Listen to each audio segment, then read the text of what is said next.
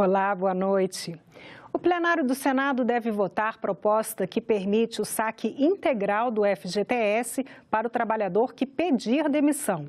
O projeto foi aprovado pela Comissão de Assuntos Sociais em caráter terminativo e seria encaminhado direto para a Câmara. Mas um grupo de senadores apresentou um recurso na tentativa de rever o assunto, já que a matéria não tem o apoio do governo.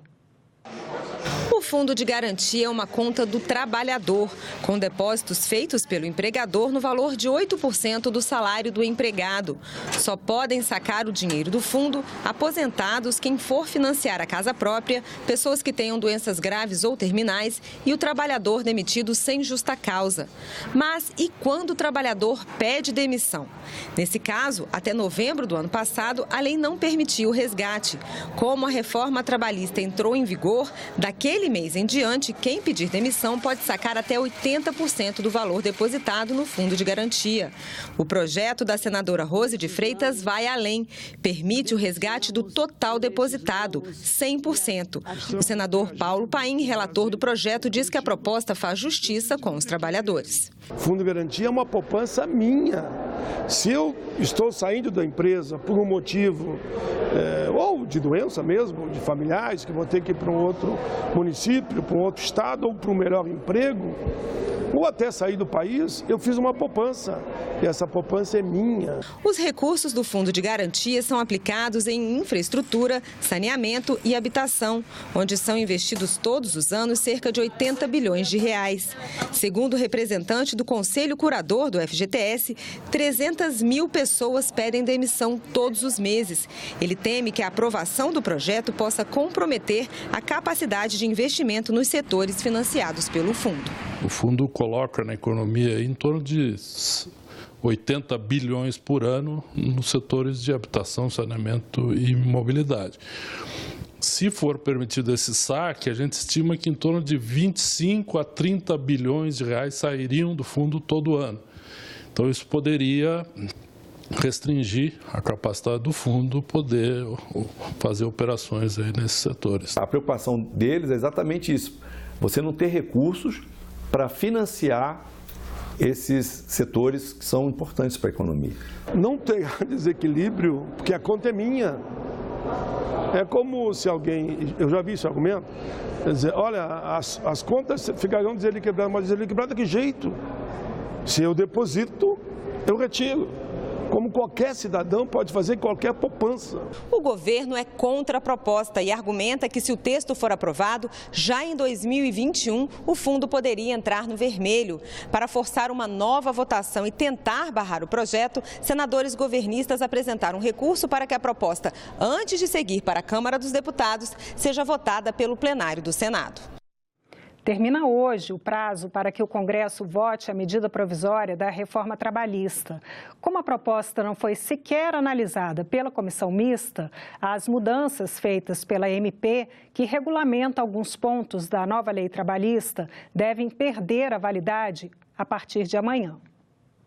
A reforma trabalhista entrou em vigor em novembro do ano passado. Para permitir que as mudanças, como regras de férias, remuneração e jornada de trabalho, fossem aprovadas como vieram da Câmara, o governo se comprometeu a fazer ajustes por meio de uma medida provisória. A MP estabeleceu, por exemplo, que na jornada de 12 horas de trabalho por 36 de descanso, os contratos deveriam ser negociados em acordos coletivos. Sem a MP, volta a possibilidade de haver negociação individual entre patrões e empregados. As empresas também poderão exigir exclusividade no trabalho de autônomos, o que tinha sido retirado pela MP. E as grávidas poderão trabalhar em locais insalubres, caso não apresentem atestado médico dizendo o contrário. A MP só permitiu o trabalho nesses locais se a mulher quisesse e um médico autorizasse. O governo já adiantou que não pretende editar uma nova MP sobre o assunto, mas avalia ajustar o texto da reforma por decreto, portaria ou projeto de lei.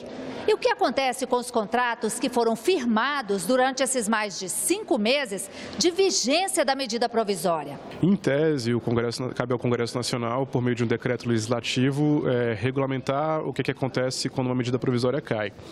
Mas como a gente está num período em que a agenda legislativa está muito congestionada, existe muita dificuldade de votar a pauta que já existe, então existe muita incerteza sobre o que vai acontecer. O governo, de fato, promete editar um decreto ou outro tipo de norma infralegal para regulamentar essas questões, mas vai haver margem para questionamento mesmo assim. Eles fizeram de conta que mandaram para cá uma medida provisória que não fizeram nada, em primeiro lugar. Segundo, fizeram uma reforma que foi só retirar direitos. E nós estamos apresentando, então, vamos votar agora no dia 10, a nova CLT. Porque aquilo que ficou lá atrás, feito pelo governo Temer, é uma CLE, Considerações das Leis do Empregador. E agora nós estamos com esse projeto que já está pronto, vai ser votado no dia 10, repito, nós teremos no Brasil uma verdadeira CLT. Claro, o governo está lavando as mãos, está dando uma de Pilatos, mas o grande prejudicado são os trabalhadores brasileiros. São as pessoas que precisam ter sua garantia trabalhista, ter sua garantia de uma remuneração justa e que agora vê uma série de direitos retirados. Quando fala vence hoje, expira o prazo, porque não foi possível votar, isso me deixa muito triste em relação à produtividade das nossas casas. Segundo o líder do governo, o senador Romero Jucá, o Palácio do Planalto está analisando se edita um decreto ou uma nova medida provisória para complementar a reforma trabalhista. A pauta da Comissão de Assuntos Econômicos desta terça-feira tem projetos que aumentam recursos federais para a educação. Antes da reunião deliberativa, haverá uma audiência do ciclo de debates sobre as altas taxas de juros. O presidente da Federação Brasileira de Bancos, Murilo Portugal, vai debater com os senadores da Comissão de Assuntos Econômicos caminhos para a redução do spread, que é a margem de lucro das instituições financeiras. O Brasil tem um dos mais elevados spreads do mundo e, por isso, os juros cobrados do consumidor estão sempre nas alturas.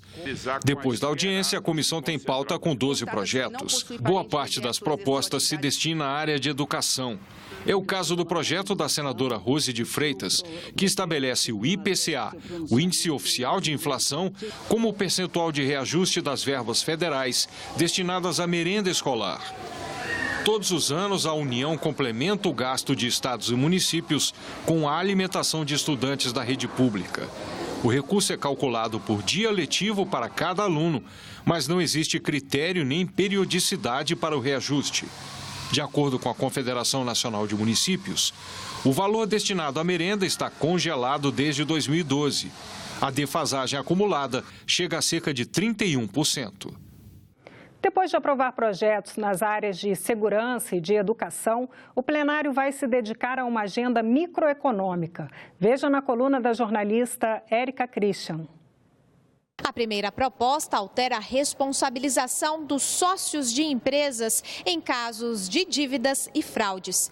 Pelo projeto, cada sócio vai ser intimado para apresentar a defesa e até propor formas de pagamentos pela empresa antes do bloqueio e penhora dos bens pessoais. O segundo item da pauta cria o plano de revisão periódica de gastos, que vai obrigar o presidente da República a encaminhar ao Congresso Nacional todos os anos detalhes relacionados aos gastos públicos. O documento deverá trazer dados a respeito das despesas por área e por programa, eventuais economias, além de investimentos. Os senadores também podem aprovar o projeto que concede o título de capital nacional da comida típica italiana ao município de Nova Veneza, em Santa Catarina. E, por fim, o plenário deve examinar um acordo celebrado entre o Brasil e a China que trata de importações e exportações dentro da Receita Federal. Autismo é o tema do especial Cidadania, que vai ser publicado amanhã no Jornal do Senado. Mais informações com a jornalista Fernanda Vidigal. O Congresso aprovou e o governo sancionou a criação do Dia Nacional de Conscientização do Autismo, que vai ser celebrado todo dia 2 de abril. Os autistas, porém, continuam enfrentando sérios problemas para conseguir o tratamento adequado no Brasil.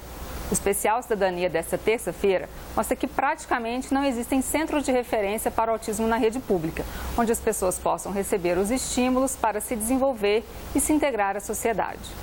Na reportagem, o jornalista Ricardo Westin mostra que o protocolo do SUS determina que os autistas sejam atendidos nos CAPs, que são ambulatórios especializados em transtornos mentais e dependência química. Mas, para os pais dos autistas, esses ambientes não são nem um pouco adequados.